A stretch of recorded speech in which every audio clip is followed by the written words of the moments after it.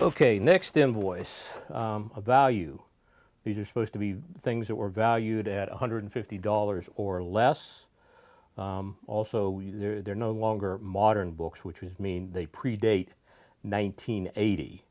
And on this invoice, out of a full, well, we had a multiple here.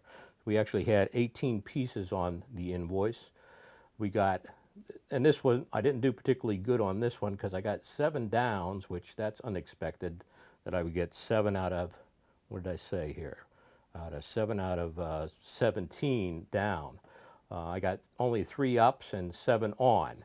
So my batting average on that invoice went a little down. Perhaps somebody was a little tired over at CGC and I didn't get as good at grades as I normally predict, but still not a bad invoice. And let's see what we got. As far as the down pieces, we got 7 pieces that came in down. Spider-Man 179 with a hobgoblin appearance in 9.4. That came in at less than I thought. Here's where I really screwed up on this invoice, or something happened. I sent in multiple copies of Spider-Man 200, and I had predicted that these would range from a 9.4, a 9.6, and a 9.8, but I only got back 8.5, 9.2, and a 9.6. So I was off on all 3 of these. Part of the problem might be with the construction of these. In this era when Marvel was making these 75-cent, larger square-bound books, the spines of them are often very hard to find, nice spines. I don't know that that was the trouble on these. I thought these were quite nice. I think there might be some extra back cover damage that they didn't like on this one, that they downgraded this to an 8.5. That's one thing that I've always had a little bit of a problem with CGC with, that they seem to often count back cover damage as highly as they do front cover damage.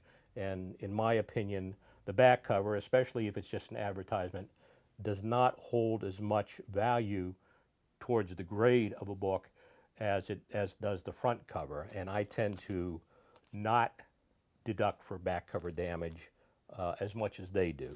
The other copies of the multiples that we got a 9.2, and the best copy we got was a 9.6. Okay, continuing on with the things that came back a little downgraded from what I expected. We got an X-Men 101, came in at 9.4. And like I said, these grades are all, for the most part, just a single grade below what I thought they would be. Very nice copy of Spider-Man 56, came in at 8.5. And a very nice copy of Spider-Man 54, came in at 9.0. Then, for the things that came in up above what I thought they would be, there were 3 books there. One was Spider-Man 101, which I expected to get, what did I expect here? Let's see, it was Spider-Man 101. Where is it? I'm not seeing it. Oh, excuse me, 102. Spider-Man 102, I predicted a 9.0 on that, but got a 9.2. Happy to get that once again. This is a square-bound issue from the 70s, from, when did it come out? 71. And once again, these spines are very, very hard to get nice spines on these books. And happy to get a 9.2 of this. That'll sell readily. In fact, anytime you get anything over a 9.2, which is the things that are not listed in the guide ultimately, the top price in the Overstreet guide is a 9.2, because 9.4s, 9.6s, and 9.8s are very, very hard to come by. The older books get. You might be able to find 9.8s easily on recent things from the last 10, 20 years, but once we get back into pre-80s books, finding books that are going to grade 9.4, 9.6, 9.8, it's quite hard to find them for people to have preserved them that well. A Submariner, number 7, with an early photo cover, something that Jack Kirby worked on originally the concept. He did this in Fantastic Four. He did not do this cover, but I believe the concept of adding a figure to a photo cover at Marvel Comics was originally done by Jack Kirby, but an interesting cover. And this was the best book of the books that I received better grades on than well, no, I actually received, these are books that I received on, I'm sorry. Right, I think I'm confused here. No, yeah, this is one that should have been on in the on pal, but I was very happy to get a 9.4 on this because, according to my notes on this, it's the third best CGC copy. There are only two others, one in 9.8 and one in 9.6. So of the existing CGC copies, this is the third best copy there is of this issue. We'll easily get $300 or more out of that. Okay, and then finally, let's see. 52, Spider-Man 52. Excuse my disorientation. I thought I had these things all set up correctly, but I might not have.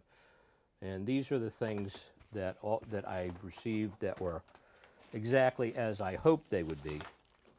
A nice Spider-Man 52 in 9.2. A nice Fantastic Four 140 in 9.4. A nice Spider-Man 128 in 9.4. A nice Spider-Man 161 in 9.4. There's a growing nostalgia for this period, the late 70s, early 80s, and for things that were these toy-related things like Shogun, Warriors, Transformers, Godzilla 2. This is the first issue of Shogun Warriors, which was, as far as I know, an answer kind of to Transformers, but high nostalgic value, 9.8. We'll get some good money out of that.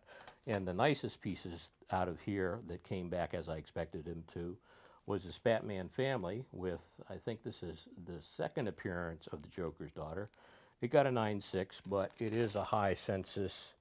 It'll be the fourth best CGC copy. There are only 3 copies better of this. And best of all, this was the first appearance of the Joker's daughter. And this is a 9.8. And this is the best CGC copy, and only one of 5 in 9.8. And this whole Joker's daughter, because of recent storyline, has become very, very popular. And that'll certainly get us some good money. Okay.